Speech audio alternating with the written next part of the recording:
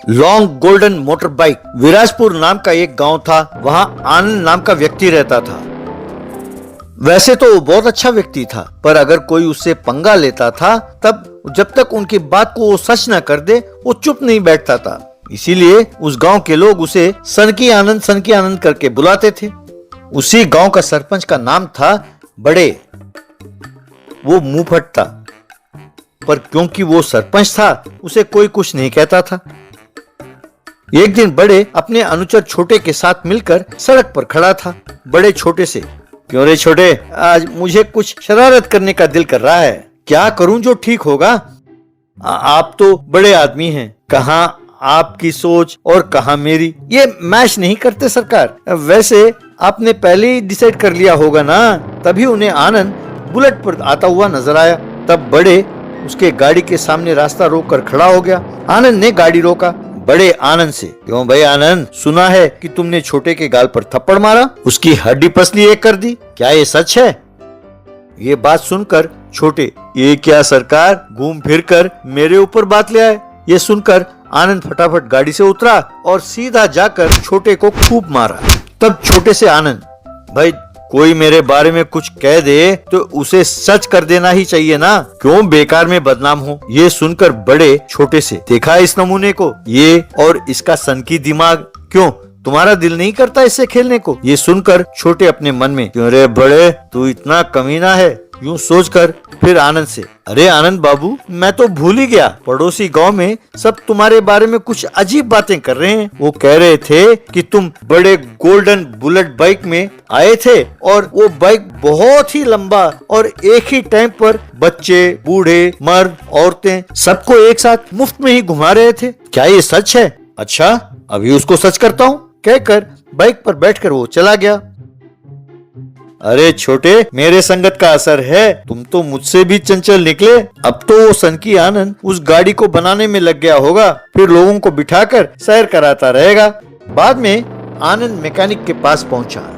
आनंद mechanic से, मैं नहीं जानता कि तुम क्या करोगे, मुझे एक लॉन्ग गोल्डन मोटर बाइक चाहिए। भैया देखते जाओ, मेरी क्रिएटिविटी को प्रयोग करके तुम्हें बाइक बना कर दूंगा, कल आ जाओ। मैकेनिक ने रात भर मेहनत करके एक लॉन्ग गोल्डन मोटर बाइक को तैयार किया। अगले दिन सवेरे आनंद मैकेनिक के पास आया और उस बाइक को लेकर सारा गांव का चक्कर मारते हुए लोगों को बिठाकर मुफ्त में सैर कराने लगा। आनंद को ऐसे करते हुए देख बड़े और छोटे हंसने लगे। तब बड़े छोटे से, अरे छोटे, तूने इसे अच्छी तरह फंसा दिया, ये फ्री सर्विस का आइडिया बहुत अच्छा है, इसे हम भी इस्तेमाल करते हैं। बेकार में मेरे कार में पेट्रोल क्यों खर्च करें? आनंद के पास जाओ और उससे कहो कि सुना है कि तुम सरपंच के घर वालों को भी घुमा रहे हो। तब छोटे ने जाकर आनंद से वो बात कही।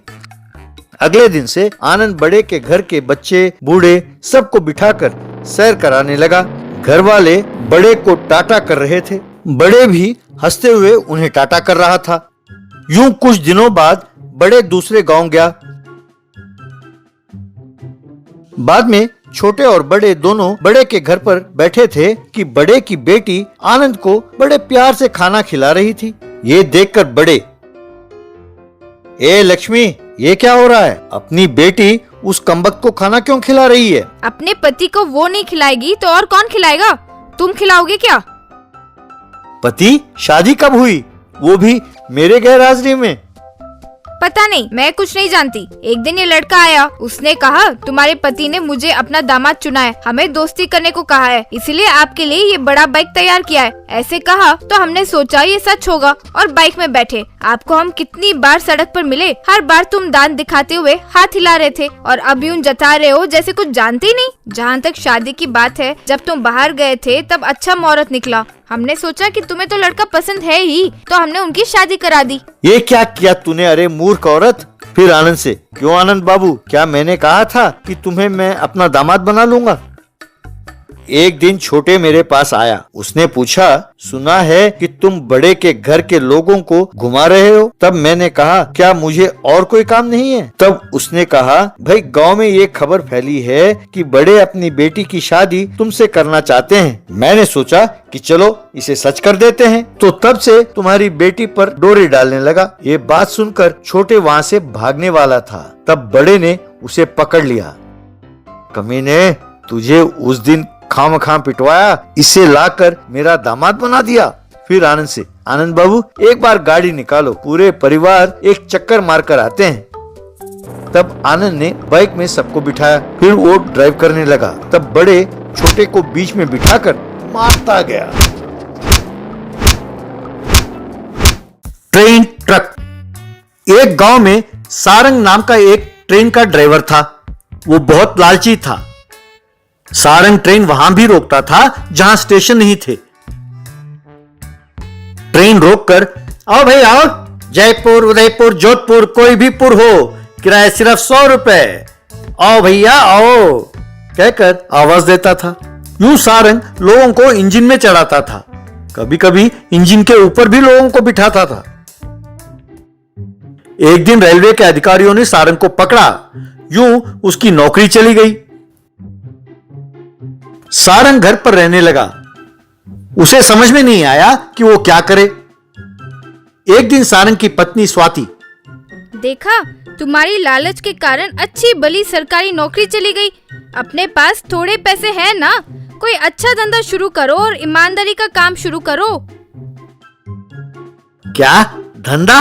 अरे मुझसे नहीं होगा।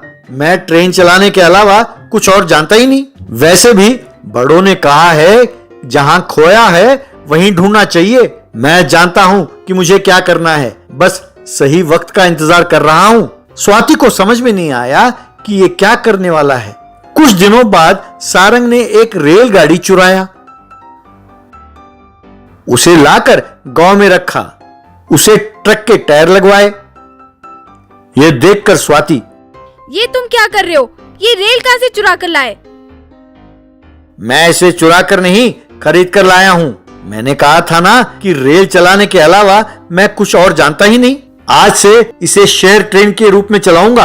अब से हम खूब पैसे कमाएंगे। इतनी बड़ी रेलगाड़ी को गांव में चलाओगे? वैसे भी इसके लिए बहुत डीजल लगेगा ना, तो पैसे कहां बचेंगे? अरे मेरी भोली मैना, ये इलेक्ट्रिक इंजन है। यहाँ हर सड़क पर बिजली के तार लगे हैं ना, इसे चलाने के लिए बस वो काफी है। अपने जेब से 1 रुपया भी खर्च नहीं होगा। स्वाति हैरान हो गई। सारंग ने लोहे के रॉड से त्रिकोणाकार एक हुक बनवाया। लोगों को ट्रेन में बिठाया। उस हुक को बिजली के तार से जोड़ा। इस तरह वो ट्रेन ट्रक चल पड़ी। यूं उस ट्रेन को गांव गांव में ले जाने लगा। देखने में अनोखा था तो लोग उसमें सवारी करने लगे। एक दिन इलेक्ट्रिसिटी डिपार्टमेंट के अधिकारी महाजन अपने असिस्टेंट पापालाल से, ये क्या है जो बिजली खर्च हो रहा है और जो बिल लोग भर रहे हैं उसमें तो कोई मेल ही नहीं है। पिछले 2 महीनों में बिजली की खपत 100 गुना बढ़ गया है, पर बिल में वो दिखता क्यों नहीं है? तो ये बिजली जा कहां रही है? तुम जरा जाकर पता करो, नहीं तो अपनी नौकरी चली जाएगी। पापालाल ने आकर सारंग के ट्रेन ट्रक को देखा। उसे हुक लगाकर बिजली को चुराते हुए देखकर वो दंग रह गया। उसने तुरंत महाजन को फोन करके सूचित किया। पुलिस ने सारंग को गिरफ्तार किया। क्यों रे, ट्रेन की ही चोरी कर ली तुमने? हाँ? इतना ही नहीं, बिजली भी चुराते हो। तुम पर 2 चोरियों का केस डाल रहा हूं। 10 साल तुम जेल में ही रहोगे। वहां कैदियों के साथ कूच करके ट्रेन का खेल खेलना। यूएसए ने सारंग को जेल में डाला। जेल में स्वाति सारंग से मिलने आई। बड़ों ने कहा था जहाँ खोया वहीं ढूंढो, तो उन्होंने ये भी कहा था कि लालच बुरी बला है। देखा, तुम्हारे लालच के कारण हमारे परिवार का नाश हो गया है। कहकर रोने लगी। अरे तुम चिंता ना करो, मैं जेल में ट्रेन रेस्टोरेंट खोलूंगा, फिर तो बस पैसा ही पैसा। ये सुनकर स्वाति बेहोश हो गई।